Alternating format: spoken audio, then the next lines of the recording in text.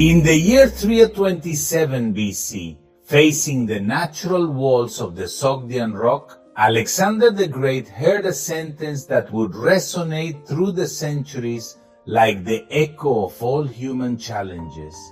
The defenders of the Sogdian rock fortress, confident of their impregnable position, made a scornful mockery. Only if your soldiers told Alexander the Great you had wings could you overtake us. For anyone else, that vertical stone wall would have been the end point. But for the man who understands that limits are usually constructs of fear, impossibility was not a wall but an invitation. Alexander did not seek literal wings, but provoked the will of 300 men who, armed with iron nails and linen robes, defied gravity and death in the silence of the night, climbing the Sogdian rock. As dawn broke, the sun illuminated the white flags. At that summit, the defenders surrendered without firing a single arrow.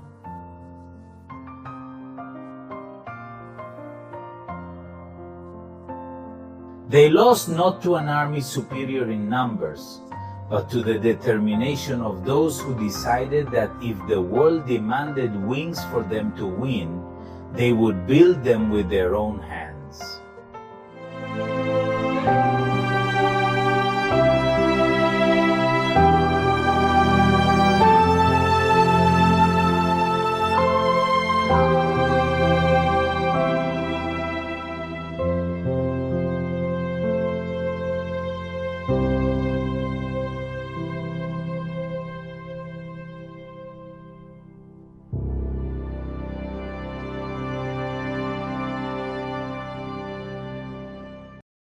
You don't need wings to reach the top, just the courage to nail your will to the rock. There is a well-known quote in the Bible, which was written by Paul in the letter to the Philippians. "I can do everything in Christ who strengthens me," the apostle wrote when this was written.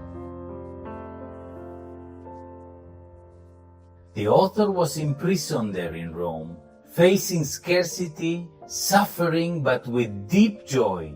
The prison had not locked up his mind, his hope was free, his strength depended on Jesus. Man has challenges in his life that he must overcome. This translates into the personal growth of each of us. But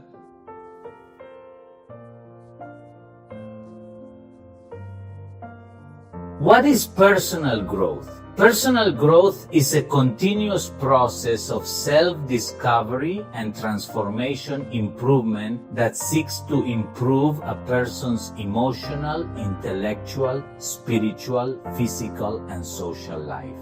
It is not about achieving perfection, but about living in a way that is more conscious, authentic, and aligned with values and principles than God. He left it for you. The challenges of male personal growth include facing our own emotional limitations, defining our identity beyond the roles that the world is currently marking.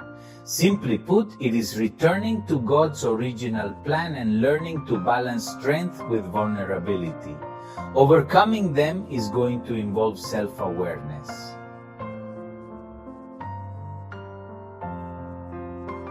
Resilience and also openness to change. Men are often tempted to hesitate amid perplexities.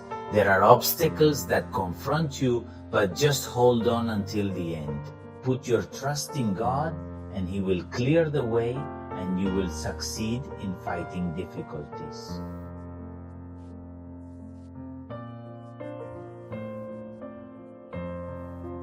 That's why we shouldn't give up. There are challenges on the road, there are challenges in life, but personal growth should not be slowed down by the environment that surrounds you, by the economic situation, by the crisis you face. If not, it should go further, overcoming the challenges of your daily life. Because whoever wants to achieve true success in life must constantly maintain himself.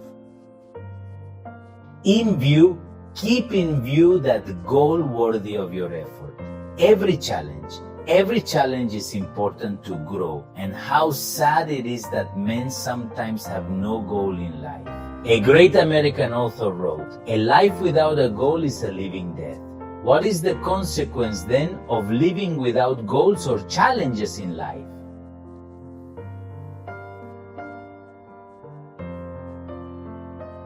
When man is not willing to pay the cost of achieving an objective or reaching a goal, existence loses meaning. Man becomes like a living dead, like a zombie. It's living like a stranger in this world.